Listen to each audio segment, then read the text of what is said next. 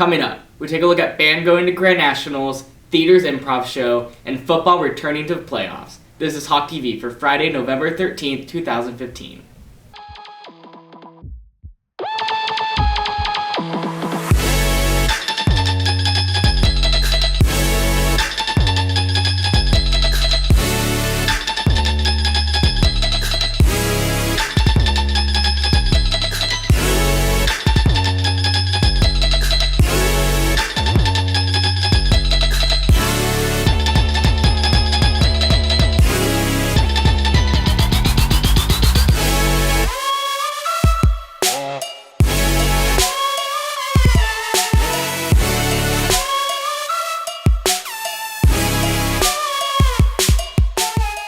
Good morning, Hebron High School. I'm Spencer Rojas. Last year, Bravo director Tyler Brodus brought the idea of an improv show to theater students. It performs 2 shows a year, one in the fall and one in the spring. The money raised at each show goes back into the department to fund its shows for the year.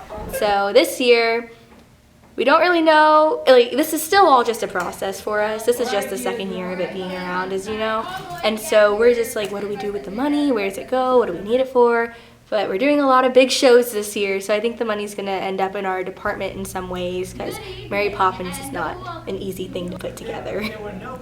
The work that goes into the show includes creating games and practicing the games before the performance. The troupe also draws inspiration from variety shows like Whose Line Is It Anyways and Saturday Night Live.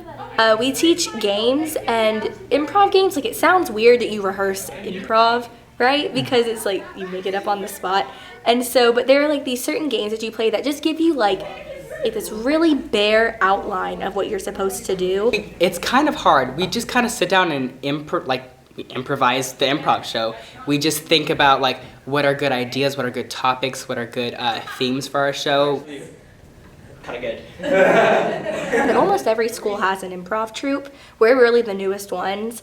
And we just go watch each other's and see what they're doing, and that's where we get our games, honestly. Bang! Bang!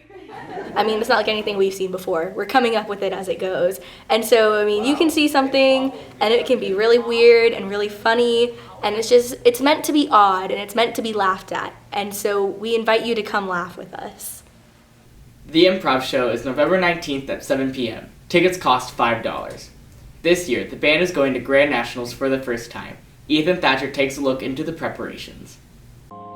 Since June, the band has been practicing long hours in preparation to compete in its first Grand National competition. Well, I'm feeling good about the kids' progress and their attitude and their work ethic. We need to keep improving until the last possible second. We go on from the very last time. We have to keep getting better. We have to keep working harder. You're never satisfied with that. You're never at the point where you're saying, this is absolutely as good as I can get. I just don't believe in that we keep getting better all the way to the end and that we stay true to our purpose. It will be competing against 90 other high schools from all over the country and hope that their traditional style of marching will set them apart. Competition's going to be pretty tough because we're going to have to deal with people and compete with people that we have never seen before. We've only seen film of them. We've never seen them in actual competition because they're out of state, they're not in Texas. Our shows tend to be very strict on marching and playing and moving while playing. We like to do both of those together.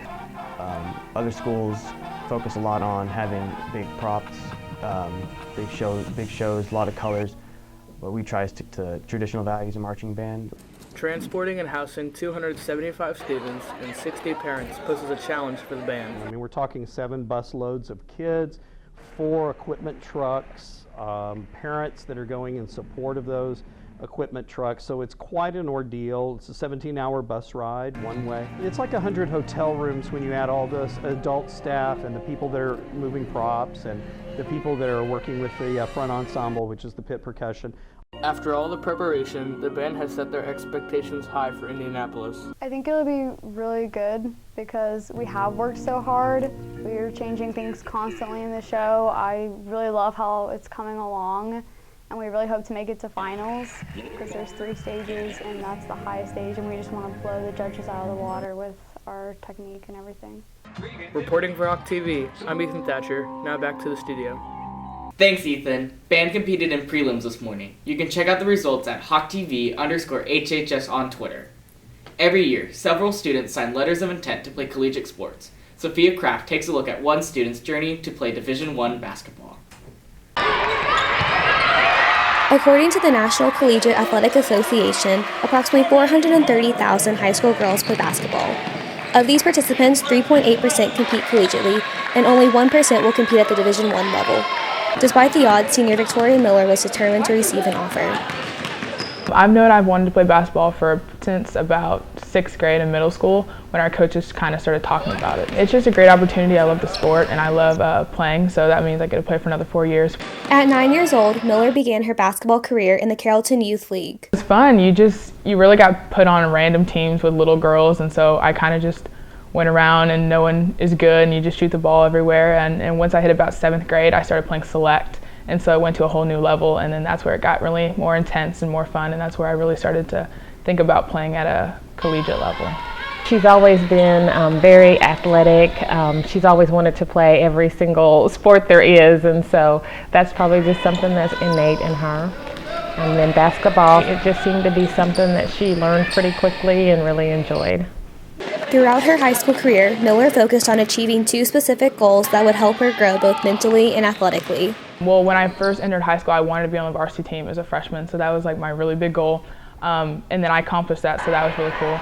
And then another one of my goals was to make the playoffs, which we did my junior year. And so that was a lot of fun. So just growing as a player and growing as a team. Victoria's grown up a lot. I've only had her for 2 years. This will be her 2nd year. She's grown up mentally, physically. I mean, she's become a great athlete. And she's one of our leaders on our team. She leads by example. When she plays up to her full potential, the rest of the team comes and plays up with her. And she's just a good asset to have.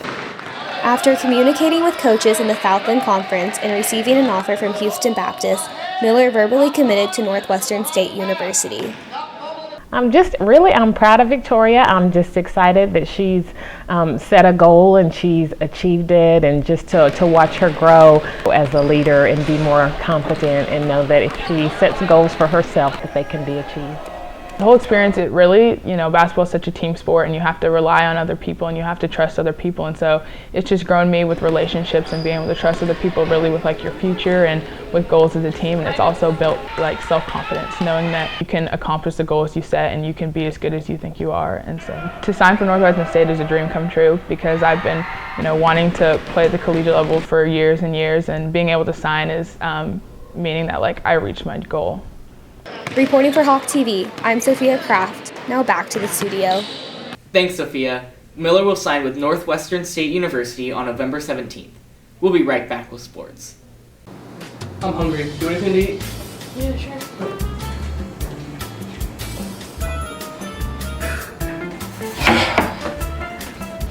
Nothing to eat, just a bunch of cans. What the heck is this?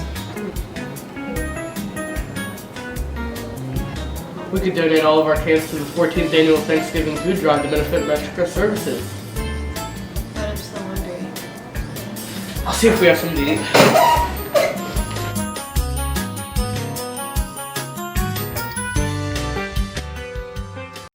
Welcome back. After 1 year absence from the playoffs, the football team beat McKinney Boyd last Thursday night 42-28 to clinch the final playoff spot in District 66A. Reese Woodhill takes a look at tonight's bi-district matchup against Denton Geyer. Going into the last game of the season, the football team had to win by 10 against McKinney Boyd, and it was in the UIL 6A playoffs.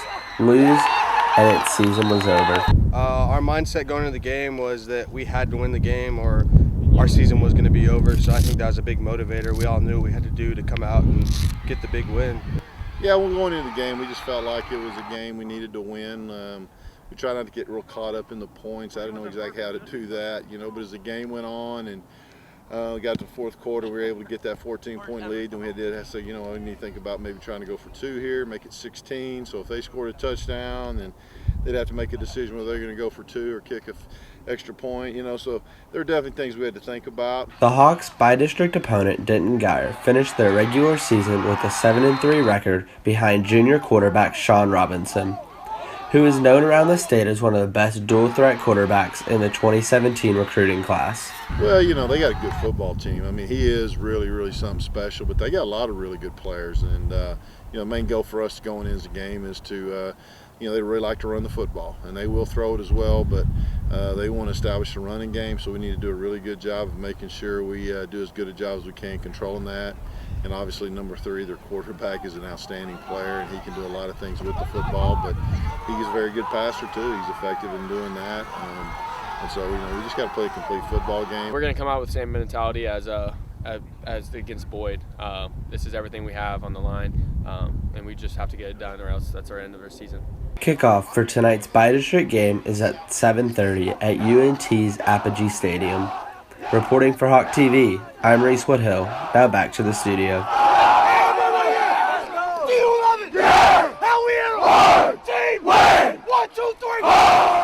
Thanks, Reese. The girls' cross-country team finished 5th at the UIL state meet on Saturday.